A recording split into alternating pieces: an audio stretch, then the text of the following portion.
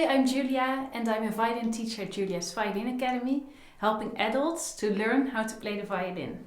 And in this video we are going to work on Adagio in G minor from Albinoni. That is the composer of this piece. And this is a really beautiful piece. It is quite slow, but don't let it trick you. It is also very, very challenging. So let's get started right away and let's have a look at the sheet music and what the things are that I think are most important to look at when you are practicing this piece. There's also a play along on my channel of this piece, so if you would like to have a look at all the notes of the piece and how it sounds, definitely have a look at that video. In this video I'm going to go over in detail the sheet music and what I recommend you to practice. I go over some of the most difficult parts of the piece and how you can go about performing and practicing these. So let's start all the way at the beginning of the piece. We see there's two flats in the piece, so that means we have to play a low first finger on the A string, on the E string, on the A string. We have to play a low fourth finger as well. So really make sure to play the correct fingerings in this piece. We really need to take care of that. We start very slowly.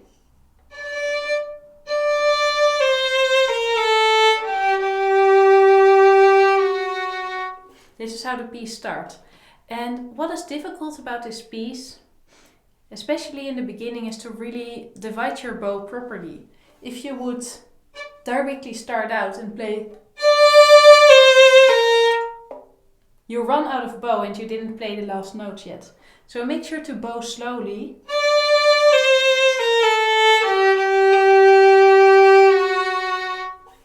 And try to divide the bow appropriately. How do we know how to divide the bow? There's another tutorial about this on my channel. It's called, I believe, bow division. How to divide the bow. I will be sure to link it under this video if I know exactly which tutorial it was. But most important is that the bow should be divided according to the bow length, especially if you want to play every note on the same loudness. So for instance, if it is a quarter note, you use 1/3 of the bow, because in one bar there's one slur, and 1/3 of the bar, 1/3 of the length of the bar is a quarter note. And then the two notes after that together also form a quarter note, so they get 1/3. And then the two last notes of the bar also get 1/3. So in total, you would have one complete bow used, and you divide each part with the length of the note. So one quarter note should be the first part, one quarter note the next one, and one quarter note the last one. And you can have a look at the bow division tutorial to see exactly a bit more information about what I mean with that and how to divide the bow. So really make sure to divide the bow properly there and bow slowly, so you have enough bow left and you play soft at the same time. So it's a win-win situation. If you play too fast, you also create a louder tone. And if you play soft and if you play slow bow, you also have a much softer tone.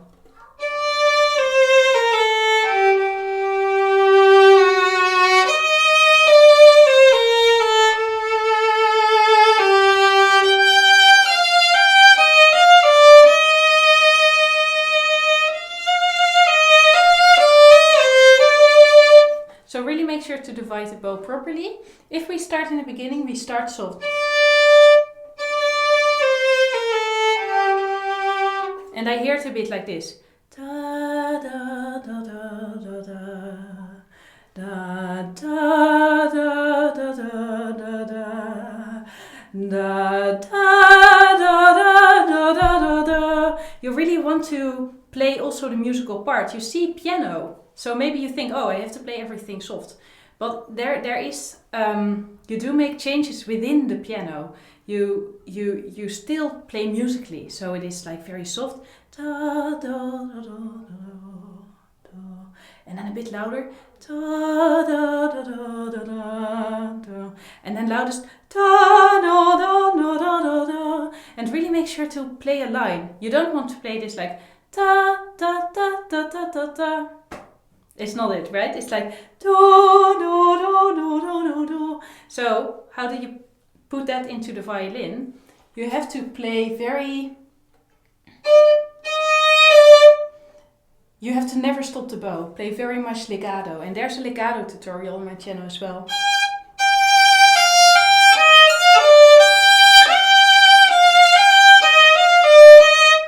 Never stop the bow, not like...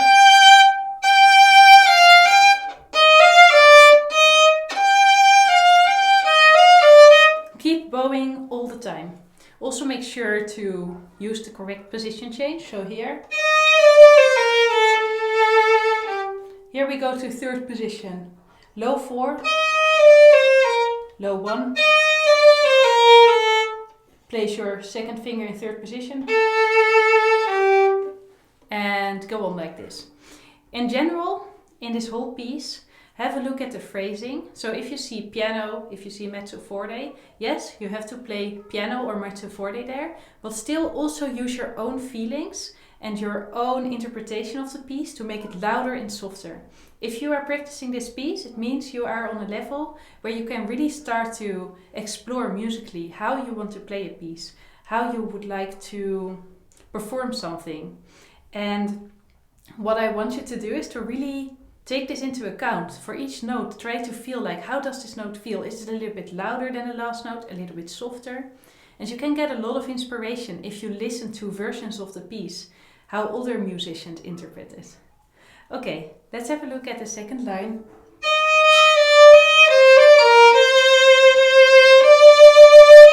So there we go on with these beautiful lines. Then we see mezzo forte.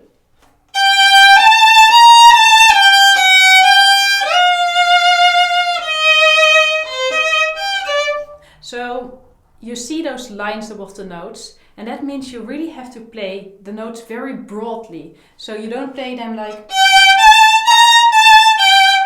You play them... So you play until the end of each note, the full length of the note, each time.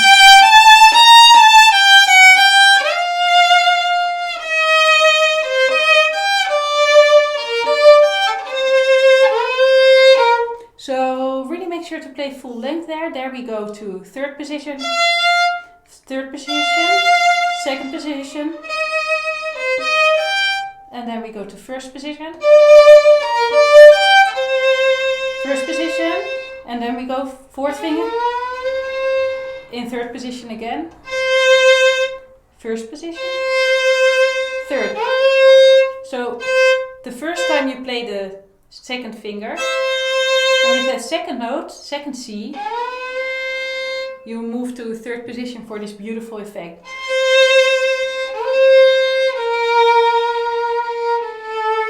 And very soft ending. Then in the third line we have this really like loud and energetic piece.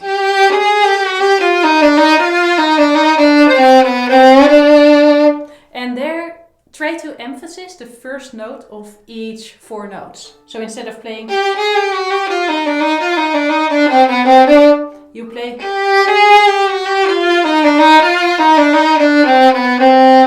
And that was a bit exaggerated, but make the emphasis on the first of the set of 4 notes. And you can even try to play it a little bit longer. I think it sounds really beautiful.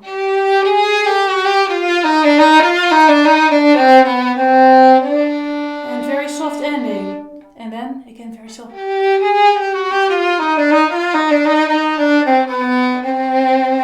And broad again. We're in the 4th line now. Broad, broad. Long, long, long. And now we go to second position. Move the 3rd finger upwards. Place your 2nd finger. And we go on.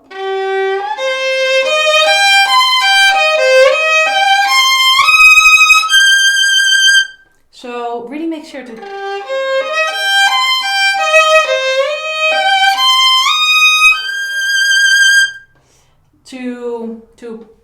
use the correct techniques for switching positions. So what I recommend to use is a classical shift. So how do you do that? At the end of the old bow stroke, so the end of the 3rd finger, You move one note up and place the third finger on the position of the fourth finger. And then you go on 1, 3.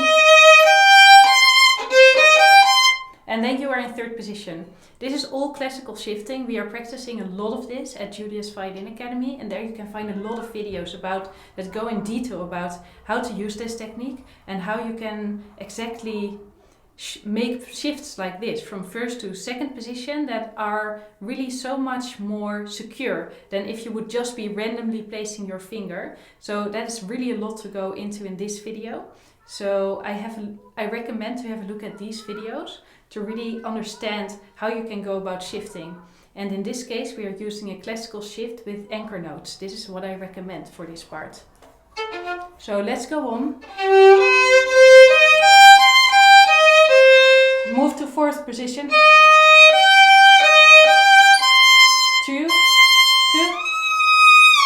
And here we make a same finger shift. 2, 2.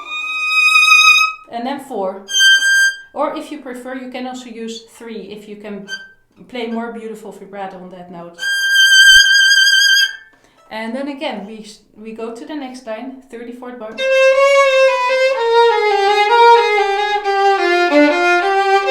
And so there, really make sure to use the correct positions for each note. We move from first to third position, and you can see on the fingerings where you have to play in first and where you have to play in third position. Let's have a look at the shifts of the 39th bar. We start in first position, move to second position,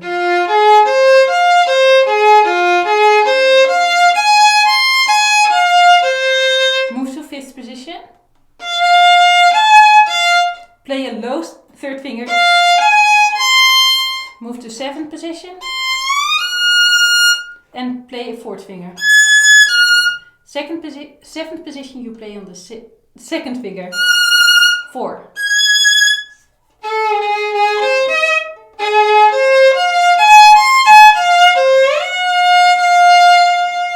Fifth position. 3, 1. Move to seventh. You can use this note as an anchor note. This note can be your anchor note. And play 4. Okay, so that is a shift to definitely practice a lot. You probably have to practice that shift all the time to really make sure to get it perfectly in tune. So let's go on. I go to the next line now. Okay, so after that it is less difficult. So here, really make sure to play those notes fast enough. As you can see, those are not 16th notes, but 32 notes. So don't play them too slow. 45th bar, 45th bar. Have a look at those notes. Those are 32s, not 16s. So really make sure to play them fast enough. Now, a lot of the piece is repeating itself, but let's have a look at I would like to go to this part over here in the 74th bar.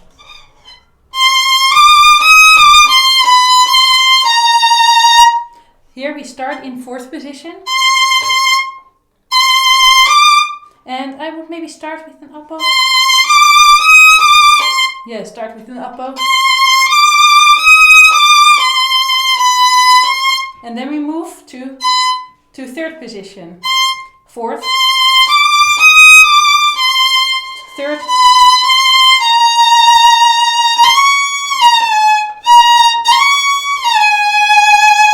and here, that is a difficult rhythm. It's like, and you don't want to play it like, it is 32.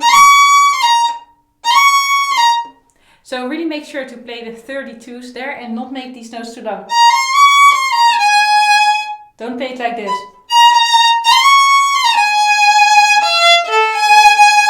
And then we play on in second position.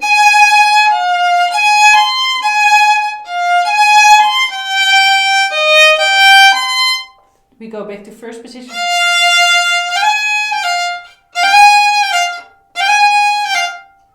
So again, 32.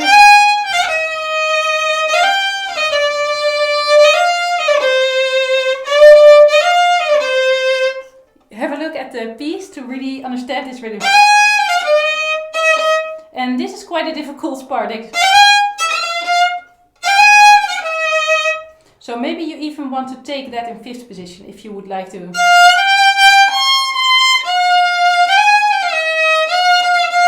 Or in fourth position.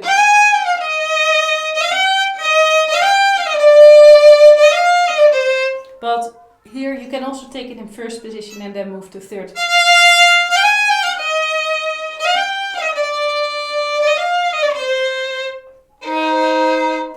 So don't play that like I just did. Play a beautiful sixth over there. Let's go to the second page of this piece. So I think definitely one of the most difficult parts is the last part of the piece. So here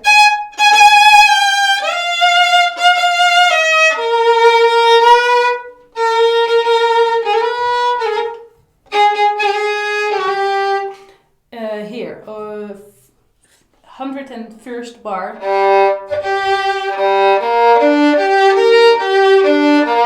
We start in first position. We move to third. Move to fifth. Move to seventh. And you can use an anchor note again.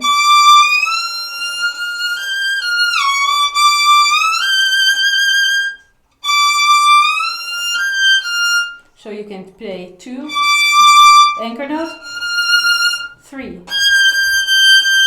and then you can play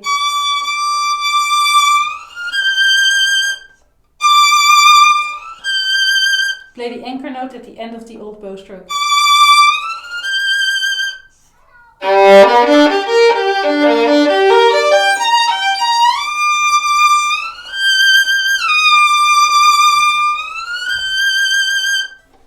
And play the last note in 7th position.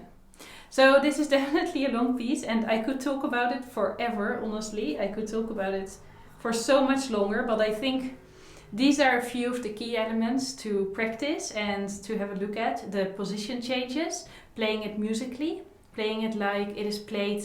Have a look at different interpretations and try to play it as musically as possible. Dividing the bow appropriately, making sure you leave enough space for each note and using the correct bowing indications as well to really make sure to play the slurs, but to also play, make sure to play the notes broad if they need to be played broad, and to also integrate all the signs in, you know, the bowing signs, make sure to play them appropriately, and also all the dynamic signs that you see in the music. And then make sure to get the rhythms correctly. And if you play the 16th, that you play them as musically as possible. So instead of playing them very robotic, you want to play it a bit more like... So a bit of emphasis on the first note, so they sound a little bit more musical and a bit more, I don't know, flowy and more... I would say it just sounds a bit more improvised, but in a good way. That it doesn't sound like a robot is playing the piece or a music software, but that it is really like a human interpretation of it.